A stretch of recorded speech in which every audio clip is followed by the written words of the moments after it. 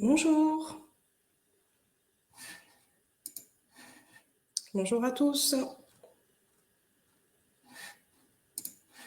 Est-ce que vous pouvez me confirmer dans le chat que vous me voyez bien et vous m'entendez bien, s'il vous plaît? Parfait. Bonjour Olivier. Bonjour à tous.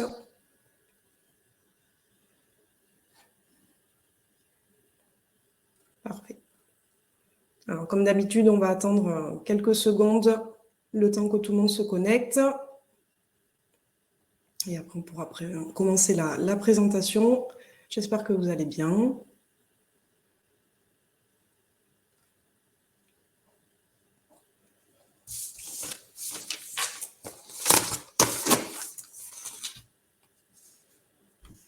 Bonjour.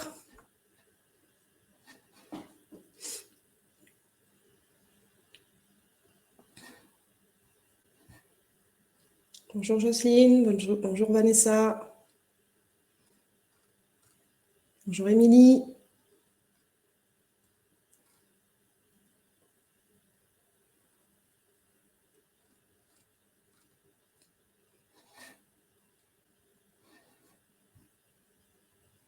Bonjour Étienne. Il y a du monde. Bonjour Alain.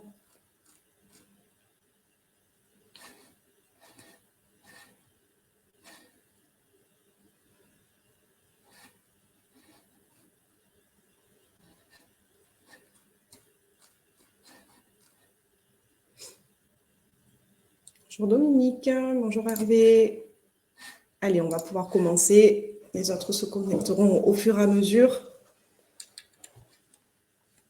C'est pas très grave, Jocelyne, si vous ne captez pas, sinon vous me demanderez le replay. Je vous l'adresserai, je demanderai à ce qu'on vous l'adresse, pas de souci. Alors, bonjour à tous, bienvenue pour ce nouveau numéro du Direct Hebdo. Donc, le sujet d'aujourd'hui est donc où en est le marché de l'immobilier neuf sur le plan national. Donc, vaste sujet, surtout en ce moment. Donc, comment on va aborder ce sujet? Donc, dans un premier temps, quelle est l'analyse du FPI? Donc, je rappelle que la FPI, la Fédération des promoteurs immobiliers, qui a remis il y a quelques jours un rapport justement sur le marché et le bilan sur l'année 2022. Quelles sont les perspectives en 2023 après le premier trimestre qui vient de s'écouler? Comment s'adapter à la situation du marché? Donc, pour vous, professionnels qui êtes sur le terrain et en contact tous les jours avec des prospects et des acquéreurs. Et quels sont les points forts que vous allez pouvoir travailler en cette année 2023? Alors, premier point, donc, quelles sont les conclusions qui ressortent donc, du bilan de la FPI, donc la Fédération des promoteurs immobiliers, sur l'année 2022? Alors, première info, il faut savoir que le nombre de réservations totales enregistrées en 2022 s'élève à un peu plus de 100 000 réservations, 102 042 pour être précise. Comment ces réservations se décortiquent? Il y a un volume de 43% de ces réservations qui sont à destination de l'investissement et donc par effet ricochet, 57% de ces réservations qui sont donc à destination de la résidence principale. Donc ça, c'est la première info. Deuxième info qui ressort du bilan, il faut savoir que la vente totale de logements neufs, et notamment sur la vente au détail, accuse une baisse d'environ 19% en 2022 par rapport à 2021. En cause, premier point qui a pour effet cette baisse, c'est la hausse des taux d'intérêt, bien évidemment, mettant un frein à l'accès au crédit des ménages et donc des différents profils, qu'ils soient acquéreurs ou investisseurs, qui souhaitent, par le biais du financement bancaire, accéder donc à une acquisition dans le neuf. Donc, deuxième info, une baisse en volume des ventes au détail sur l'année 2022. Troisième information, cette baisse des réservations sur la vente au détail impacte aussi bien les acquisitions à destination de la résidence principale, avec environ moins 13%, mais également les investissements avec moins 26%. Donc, pas de jaloux au niveau de la baisse, que je sois un primo-accédant ou en tout cas un propriétaire souhaitant acquérir pour ma résidence principale ou que ce soit pour un investissement locatif patrimonial. Dans tous les cas, les deux marchés sont impactés par cette baisse de façon un peu plus importante sur l'investissement que sur la résidence principale. On le comprend bien puisque, comme je le disais, la hausse des taux d'intérêt met un frein à l'accès des ménages au crédit. Or, je le répète régulièrement, dans le cas d'une acquisition en résidence principale, dès lors que je suis primo-accédant ou que je n'ai pas été propriétaire de ma résidence principale au cours des 2 dernières années, je peux prétendre à un PTZ. Donc, on comprend bien que dans le contexte actuel, évidemment, de la hausse des taux, ce PTZ a d'autant plus d'intérêt et d'impact sur la capacité d'endettement des ménages. Donc, une baisse moins importante sur l'enregistrement des réservations à destination de la résidence principale, notamment avec cet effet levier du PTZ. Quatrième info qui ressort du bilan, moins de lancements commerciaux de la part des promoteurs, donc moins de mise en vente de logements sur le marché du neuf, notamment dû à la hausse des coûts des matières premières. On en a largement parlé sur 2022, mais évidemment, ça a également un impact sur les promoteurs qui lancent moins de programmes et donc une offre moins importante actuellement sur le marché. Cinquième info qui ressort de ce bilan, le prix moyen au mètre carré qui a subi également une hausse, alors qui est différente bien évidemment en fonction des secteurs géographiques. Si on observe les prix en Île-de-France ou en région, la moyenne nationale, tout secteur confondu, est de l'ordre de 4,7% de hausse sur le prix au mètre carré. Voilà. Donc ça, c'est les infos principales. Il y en a d'autres et je vous recommande peut-être de pouvoir consulter effectivement sur le site de la FPI ce document qui est vraiment une mine d'informations.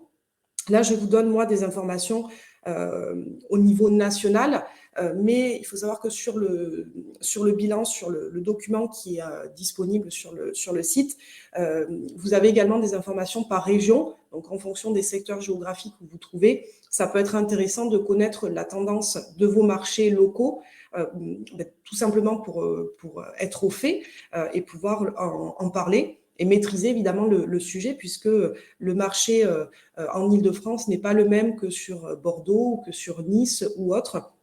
Donc, je vous recommande vivement de pouvoir le consulter et de pouvoir voir effectivement sur vos secteurs géographiques respectifs quelles sont les informations qui ressortent. Quelles sont donc les perspectives en 2023 après le premier trimestre qui vient de s'écouler ? Donc, il faut savoir qu'à la demande de différents organismes et de l'État lui-même, on peut s'attendre à ce que certains critères, notamment sur la question du financement, puisqu'on sait bien qu'actuellement, c'est évidemment ce critère-là qui coince un peu sur le marché. Donc, on peut s'attendre à ce que certains critères pour l'accès au crédit soient assouplis pour permettre justement de nouveau aux ménages, que ce soit pour l'acquisition d'une résidence principale ou d'un investissement, d'accéder effectivement au crédit. On a vu passer ces derniers jours différentes informations où effectivement les pouvoirs publics et différents organismes prennent le sujet au sérieux. On a eu déjà au début d'année des prises de décision quant au taux d'usure qui était, comme vous le savez, précédemment révisé au trimestre, qu'il est désormais de façon mensuelle. On peut s'attendre à ce que sur les prochains mois, il y ait d'autres prises de décision. Alors, pour le moment, évidemment, c'est trop tôt pour savoir à quel niveau et quel profil sera plus ou moins privilégié. Est-ce que ça sera plutôt à destination de la résidence principale ou de l'investissement ? Mais en tout cas, on voit passer un certain nombre d'articles ces derniers jours en ce sens. Donc, on peut s'attendre effectivement à ce que d'ici quelques semaines, quelques mois, il y ait du nouveau qui se passe justement sur ce point-là et sur l'assouplissement des critères pour permettre au plus grand nombre d'accéder au crédit. Quoi qu'il en soit, le besoin en résidence principale sera toujours aussi important. Il faut savoir que le premier motif de recherche reste la décohabitation. On avait parlé il y a quelques jours. La décohabitation, c'est suite à un divorce, à une séparation, à une naissance, au départ d'un enfant du foyer. Donc, il faut se réadapter, trouver un logement qui est plus adapté à son mode de vie. Donc ça ne change pas, hein. Ça peut être dû également à des mutations. Donc il y a pas mal, en tout cas, de points, d'effets qui font que le besoin en résidence principale reste toujours aussi important. N'oublions pas également que le marché locatif est sans cesse en manque de logements chaque année. On l'avait vu également lors d'un dernier Direct Hebdo, dû à différentes causes, auxquelles se rajoute depuis peu le resserrement de l'accès au crédit, puisque tous les profils ne pouvant pas accéder à l'acquisition de leur résidence principale restent donc sur le marché du locatif. Dans le même temps, je vous rappelle que l'interdiction de la mise en location des logements dites passoires énergétiques va sortir un certain nombre de logements du parc locatif, avec le dilemme pour le propriétaire bailleur de rénover ou de vendre son logement. Donc là encore, un certain nombre de logements qui étaient jusqu'alors sur le marché locatif, avec évidemment des notations au niveau du DPE qui ne sont plus acceptables aujourd'hui, mais qui a donc pour effet de sortir ces logements du parc locatif, et donc moins de propositions par cet effet donc sur le marché. Alors que dans le même temps, depuis cette année, donc la norme RE 2022 favorise la construction de logements avec des matériaux qui permettent une meilleure maîtrise de sa consommation énergétique, donc répondant aux attentes en termes de règlement environnemental.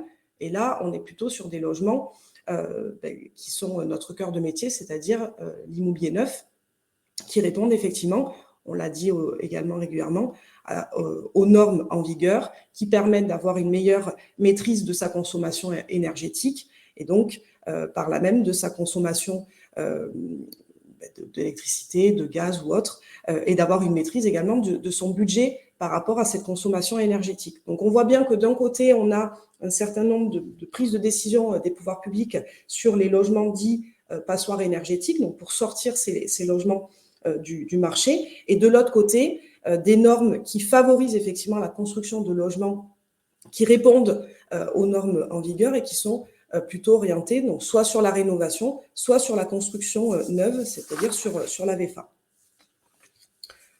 Comment vous, professionnels, vous allez pouvoir vous adapter à la situation de ce marché?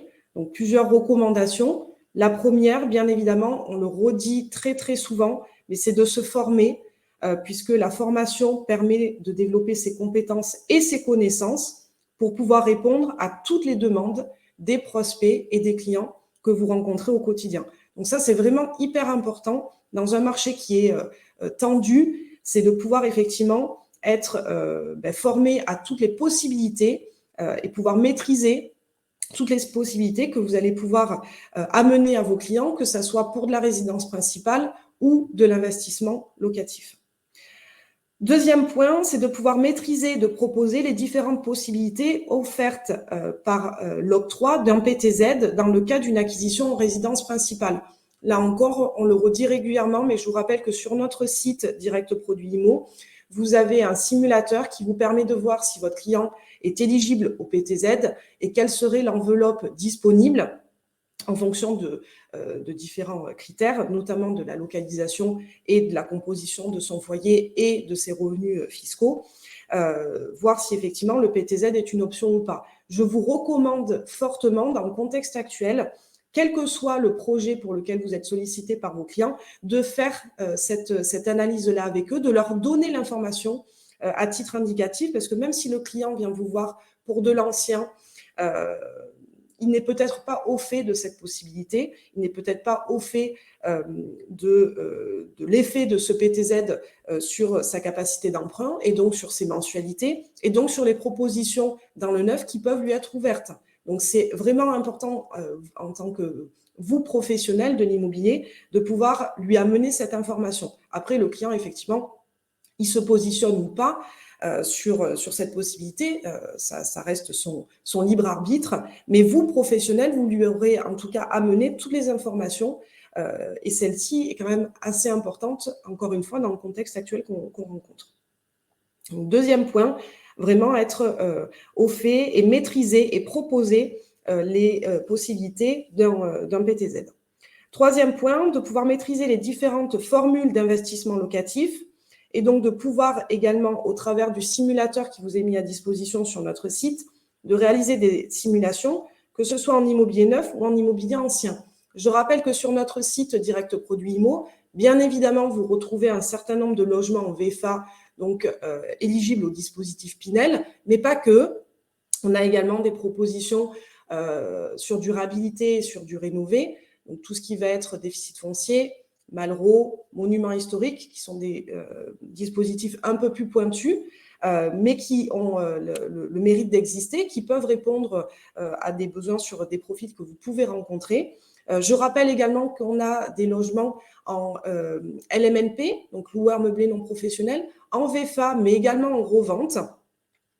Donc là encore, il est important de pouvoir maîtriser, connaître l'impact de ces différentes propositions et de pouvoir, au travers du simulateur, effectivement, voir l'impact que ça peut avoir sur le profit de vos clients. Encore une fois, je rappelle que si vous ne maîtrisez pas les différents dispositifs, on a sur l'ensemble du territoire des référents en immobilier neuf, en immobilier tout court d'ailleurs, qui peuvent vous accompagner sur ces études-là avec vos clients. Ne vous aventurez pas à faire une proposition d'un produit avec un impact fiscal si évidemment vous ne le maîtrisez pas, puisque ça n'aura aucun sens, ce sera même limite dangereux.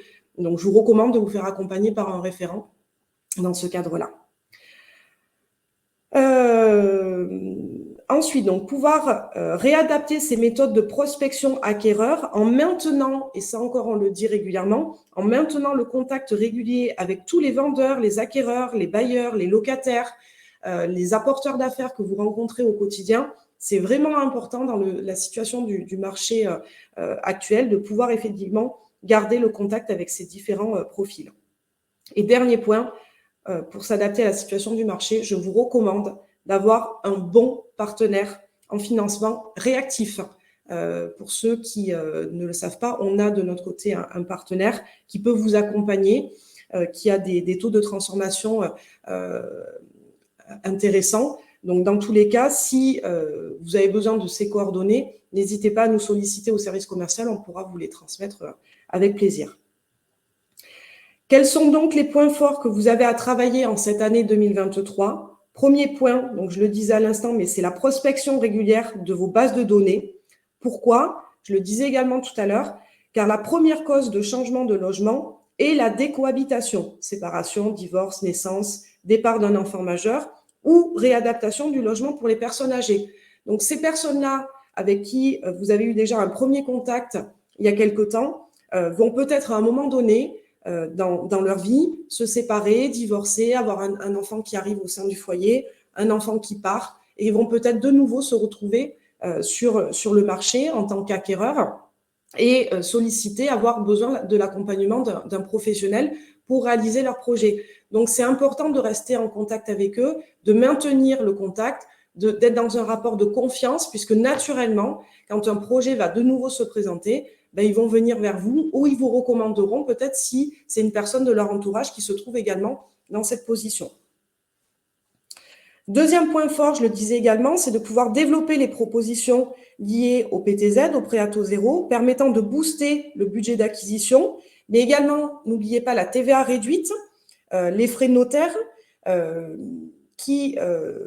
la TVA réduite, c'est dans le cas, comme le PTZ, d'une acquisition en résidence principale. Les frais notaires réduits, c'est en VFA, quel que soit le projet, que ce soit dans le cadre d'une acquisition pour une résidence principale ou un investissement. Mais là encore, vous avez des arguments de poids liés à la nature même du produit que vous pouvez mettre en avant. Ne les négligez pas. Proposez-les, présentez-les, expliquez-les. Ça peut paraître naturel pour nous, ça ne l'est pas forcément pour l'acquéreur, parce que nous, c'est notre milieu, c'est notre activité, on sait ce qu'est un PTZ, on sait ce qu'est une TVA réduite, on sait ce que sont des frais notaires réduits. De l'autre côté, l'acquéreur n'a pas forcément la même connaissance. C'est à vous, professionnels, de lui apporter ces informations et de pouvoir l'éveiller sur ces différents atouts, avantages que représente une acquisition dans le neuf. Donc, ne le négligez pas, même si le client vous dit non, moi le neuf, ça ne m'intéresse pas ou je ne veux pas m'y pencher. Peut-être qu'il est resté bloqué sur une information qui est aujourd'hui erronée. Il n'a peut-être pas l'ensemble du spectre de l'information liée au produit à sa connaissance. Voilà. N'oubliez pas que nous sommes, vous et nous, des professionnels de l'immobilier. L'acquéreur n'a pas forcément cette connaissance. Donc, c'est à vous à lui apporter, d'où l'importance de maîtriser effectivement ces propositions liées à la nature du produit, comme je le disais, le PTZ, la TVA réduite, les frais de notaire réduits. Voilà, c'est important. Troisième point fort à travailler, de pouvoir proposer toute forme d'investissement, que ce soit dans l'ancien ou dans le neuf. Je rappelle qu'il y a différents dispositifs qui ont différents impacts sur la fiscalité ou pas d'ailleurs des acquéreurs. Hein. On peut parler de revenus fonciers, de déficit foncier, de LMNP, en VFA ou en neuf, en résidence gérée ou pas. Du dispositif Pinel, je le disais tout à l'heure, le Malraux, le monument historique, il y a vraiment un spectre très large. L'idée, c'est de pouvoir, alors ça, on le maîtriser parfaitement, parce qu'évidemment, quand on n'est pas formé, on ne peut pas, mais c'est de savoir qu'en tout cas, ces dispositifs existent, de comprendre plus ou moins leurs mécanismes et de pouvoir se faire accompagner par un référent dès lors que vous détectez un profil pour que lui, qui a vraiment la parfaite maîtrise et connaissance de ces différents dispositifs, pourra amener la bonne proposition au bon profil. Donc ça, c'est important de se dire, voilà, dans l'univers de l'investissement, il n'y a pas que le Pinel, loin de là, il y a d'autres façons d'investir dans l'immobilier. Je rappelle, il y a un sondage qui est sorti il y a peu, que l'immobilier reste l'un des placements préférés des Français. Donc il y a vraiment un boulevard, en tout cas, devant nous. Alors évidemment, avec les difficultés qu'on rencontre actuellement, mais il y a quand même des solutions, il y a quand même des transactions qui se font. Hein. Le marché n'est pas à l'arrêt, fort heureusement. Nous, on le voit, on a quand même de l'activité, on a des réservations qui sont enregistrées. J'ai discuté hier avec un promoteur qui me disait, ben voilà, nous, il y a quand même de l'activité. Donc voilà, il ne faut pas prendre toutes les informations aussi qu'on voit sur l'état du marché au pied de la lettre. Hein. Donc il faut, comme je le disais, être actif, proactif, pour aller chercher chacun votre business sur le terrain. Quatrième point fort à développer en cette année 2023, pourquoi pas développer la vente de produits annexes en partenariat avec des pros et des spécialistes, comme par exemple les SCPI qui peuvent être une réponse également à amener à des clients. Alors, je vous fais un petit teasing, mais le dernier direct hebdo de ce mois-ci, du mois d'avril, pour ceux qui ont reçu l'invitation, était intitulé « Les nouveaux partenariats qu'on va mettre en place prochainement ». On est en train d'étudier différentes propositions pour pouvoir vous ouvrir d'autres solutions à présenter à vos clients. Donc, je vous recommande fortement d'être présent, alors à tous les directs hebdo, parce qu'évidemment, il y a toujours des informations à récupérer pour vous, professionnels. Mais lors de ce dernier direct hebdo du mois d'avril, on va présenter un certain nombre de partenariats qu'on est en train de mettre en place et qui, je pense, effectivement, sur cette année 2023, vont vous permettre d'avoir des solutions complémentaires à différents niveaux. Pas que sur il va y avoir des nouveautés au niveau des produits, mais pas que. Donc, je vous recommande effectivement de pouvoir être présent pour avoir un petit peu en avant-première, tel un scoop, ces nouvelles propositions qu'on est en train de travailler. Quelques rappels. Je vous rappelle donc que d'ici quelques jours, il va y avoir la période de déclaration des revenus qui s'ouvre en ligne, hein, en fonction des secteurs géographiques. C'est la bonne période pour être présent également auprès des différents profils que vous pouvez rencontrer. Hein, je l'ai dit régulièrement, mais tout contribuable doit passer par cette étape-là entre avril et juin, selon les secteurs géographiques, de devoir déclarer ses revenus. C'est également le moment où chacun et chacune se pose la question, qu'est-ce que je peux faire sur ma fiscalité? Est-ce qu'il y a quelque chose à faire? Et si oui, qu'est-ce que je peux faire? Quelles sont les solutions qu'il existe? Donc là encore, c'est vraiment important pour vous d'être présent lors de cette période qui est le moment du questionnement pour chacun. Donc, soyez présents, prospectez, parlez-en par différents moyens, sur différents supports que vous pouvez utiliser, hein, que ce soit sur la prospection terrain avec des flyers, que ce soit de la prospection sur les différents supports que vous utilisez actuellement. Donc ça, c'est important de l'utiliser à ce moment donné et de travailler sur cet axe-là de la période de déclaration de revenus. Je vous recommande également de pouvoir consulter régulièrement notre site. On avait fait également un direct hebdo sur les logements livrés en cette année 2023. N'oubliez pas que ce sont des propositions qui, quelque part, gomment l'objection première qui vient souvent, qui est le neuf, il faut attendre trop longtemps. Non, le neuf, il y a des propositions qui vont être livrées cette année. Ce n'est pas forcément le rez-de-chaussée côté nord face aux poubelles. Il y a encore de jolies propositions et des logements qui sont sympas à proposer. Malheureusement, le marché aussi fait qu'il y a pas mal de retours de l'eau, puisque sur le contexte actuel, il y a des profils qui ne sont plus finançables ou plus dans les conditions comme c'était prévu. Donc, on a des lots également qui reviennent à la vente régulièrement. Donc, c'est important effectivement de prendre connaissance de ces informations et de se dire, voilà, j'ai des propositions également avec des années de livraison en 2023. Voilà pour ce sujet. Je vois qu'il y a eu quelques questions et que Olivier a pu effectivement vous répondre. Est-ce qu'il y a d'autres questions par rapport au sujet d'aujourd'hui qui était, donc je le rappelle, où en est le marché de l'immobilier neuf sur le plan national?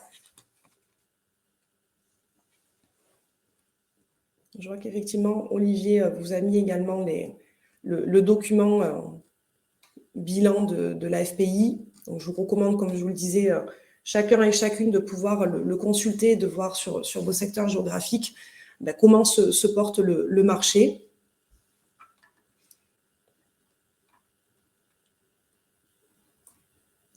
Est-ce qu'il y a des questions par rapport à ce qu'on a développé aujourd'hui ou d'autres questions peut-être, on a encore 5 minutes. N'hésitez pas si vous avez des questions tout court.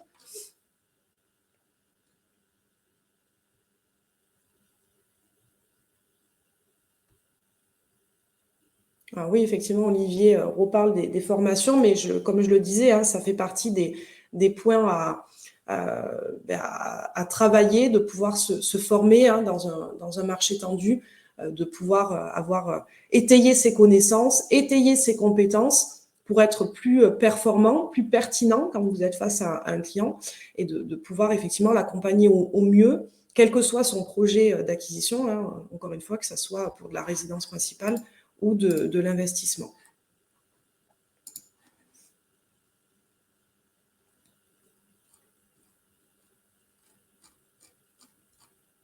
Est-ce qu'il y en a parmi vous, parce qu'on parlait effectivement de diversification et de pouvoir travailler sur des produits annexes, est-ce qu'il y en a parmi vous qui rencontrent des clients qui leur demandent, par exemple, ce que je disais tout à l'heure, des SCPI, ou on est en train de voir également sur de l'immobilier ancien, clé en main. Est-ce que ça, c'est des produits sur lesquels vous avez des demandes et des besoins?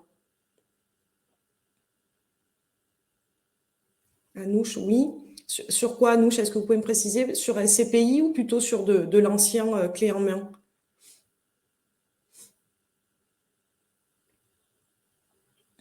SCPI, d'accord. Est-ce qu'il y en a d'autres parmi vous qui ont des demandes? Nous sommes distributeurs des résultats très importants. Ok, donc pour vous, Alain, vous le faites déjà aujourd'hui et vous avez des résultats intéressants sur ces produits-là.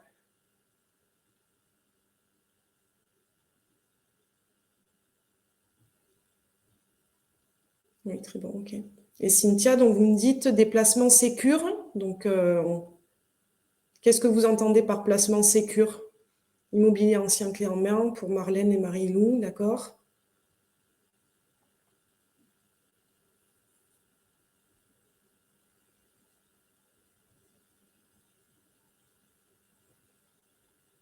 Oui, SCPI dans l'ancien, compte à terme et de l'immobilier en cash, d'accord? Ancien clé en main, ok. Ancien clé en main, ouais, pas mal de demandes.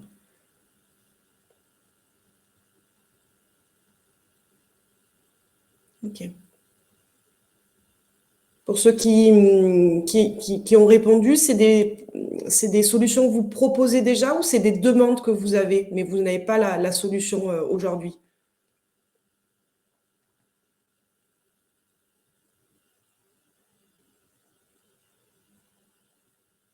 D'accord, Alain, oui, vous êtes... Ok. J'ai les réponses au fur et à mesure que vous me répondez dans le chat. D'accord. Donc, il y en a qui proposent, il y en a pour lesquels vous avez les demandes, mais vous n'avez pas les solutions. Ok.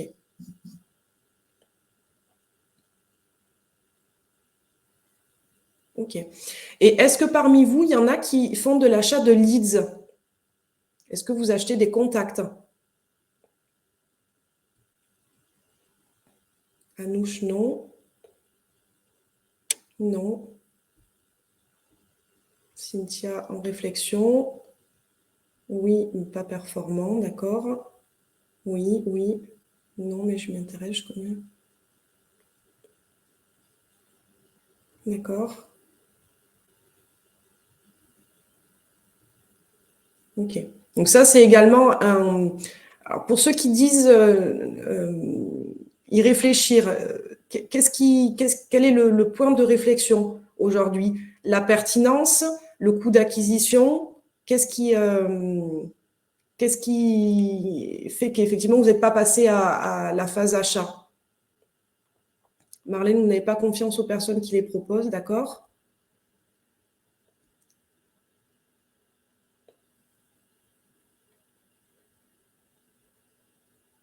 Le coût qui est trop élevé, le coût, d'accord, ok, ouais.